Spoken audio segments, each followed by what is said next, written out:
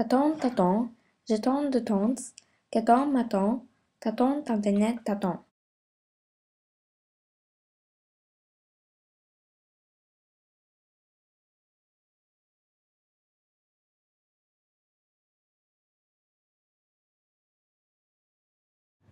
Consequences they faced, the people that helped them, and how they got to safety.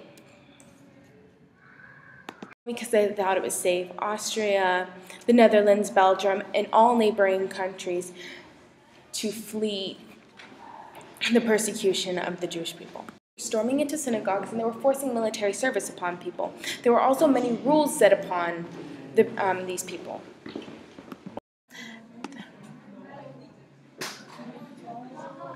They were not allowed to ride their bicycles around the streets anymore. They had to actually hand them in. They always had to wear a yellow star indicating that they were Jewish. They were banned from all public transportation, and they were only allowed between the hours of 3 and 5, but that was only going into shops, but they had to be indoors by 8 o'clock. They were also allowed into only shops that did not have crosses on them, because that stated that Jews were not wanted there. And above all, they were never allowed to visit any Christians. Also Switzerland. America also took immigrants, but the rules for immigration, especially for Jewish people, became a lot stricter when Pearl Harbor was bombed. However, some countries were so brainwashed by Hitler's words that they actually started wars and riots after World War II had basically ended, after the Jewish people were set free from their concentration camps. And as a result of these riots, they ended up killing many Jewish people who survived these concentration camps. And trying to flee the country went during Hitler's reign as a Jewish person. If they were caught, they would be immediately sent to concentration camps where they would be tested on and or killed. Now, many of the tests were performed by Joseph Mengele, who was a doctor who performed various tests on many people to see how their Nazi soldiers could survive war zone injuries. And he wanted to know more about heritable traits, so he also exercised tests on twins.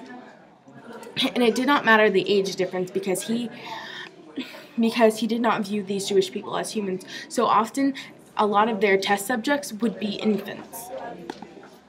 Many people were willing to help these refugees get to a safer place. Many of these people were nuns, priests, and even commoners who were willing to hide them in their homes and in their workplace to keep them safe.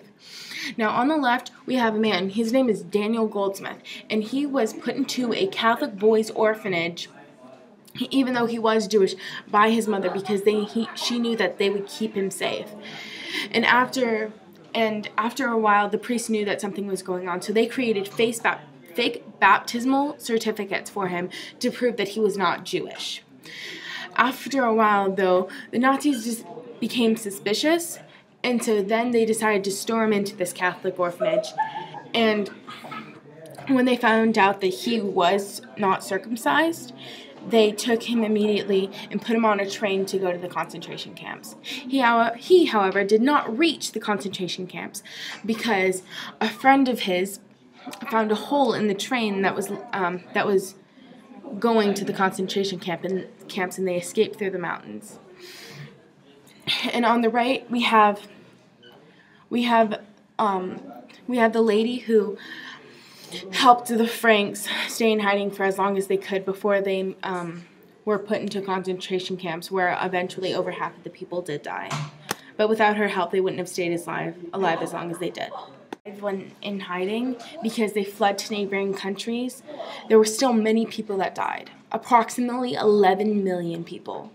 6 million were Jewish people, but the other 5 million included Gypsies, Poles, Russian prisoners of war, Jehovah's Witnesses, and other religious groups, political prisoners, and male homosexuals, and various other minorities. So many other people suffered, and we should still remember these people daily.